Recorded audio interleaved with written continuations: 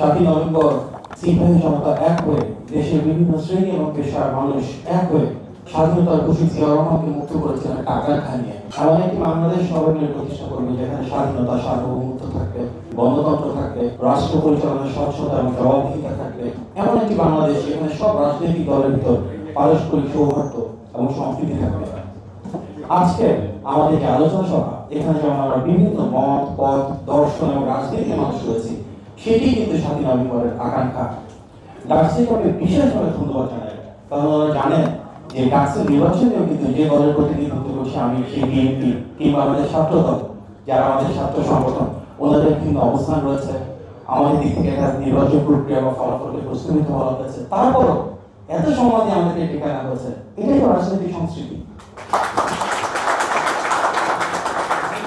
সেদিকে সারা দিয়ে আমি আয়োজকদেরকে বলেছিলাম আমাদের ভিন্ন একটা গুরুত্বপূর্ণ প্রোগ্রাম ছিল, সেটি এখানে আমিও চলে এসেছি। এটাও তো রাজনৈতিক সংস্কৃতি। সুতরাং আমাদের নির্বাচন বিষয়ে, জাতির অগ্রযাত্রা বিষয়ে কোন জায়গায় ভিন্ন মত, ভিন্ন পথ থাকে, আমরা কেউ হয়তো কোনো নির্বাচনের প্রক্রিয়াকে প্রশ্নবিদ্ধ মনে করতে পারি, কিন্তু যদি আমাদের আদর্শ হয় একটাই, সবার আগে বাংলাদেশের স্বার্থ, বাংলাদেশের সার্বভৌমত্ব, সবার আগে বাংলাদেশ, তাহলে কিন্তু আমরা সবাই এক। সেক্ষেত্রে ম্যাটার করে না আমাদের দল কোনটা, আমাদের পথ কোনটা।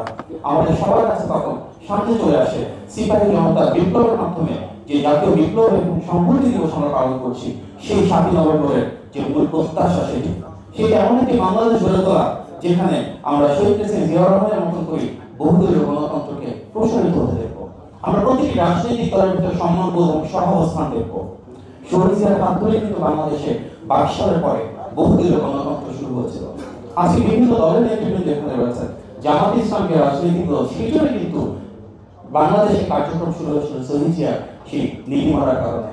বিএনপি প্রসারিত হয়েছিল, জাতীয়তাবাদী শক্তি প্রসারিত হয়েছিল, সব দল, মত, পথের গণতান্ত্রিক মূল্যবোধ সম্পন্ন মানুষ এক হয়েছিল এমন একটি বাংলাদেশ গড়ে তোলার জন্য যেখানে রাষ্ট্রের মালিকানা আবারও জনগণের কাছে ফেরত যায়। সুতরাং নিবন্ধিত বা বাধ্য রাজনৈতিক দলের স্বাধীনতা শুধু বিএনপি প্রতিষ্ঠা করে নাই, শহীদ জিয়ার মাধ্যমে মিডিয়ার ফ্রিডম, বাক স্বাধীনতা প্রতিষ্ঠা করা হয়েছিল।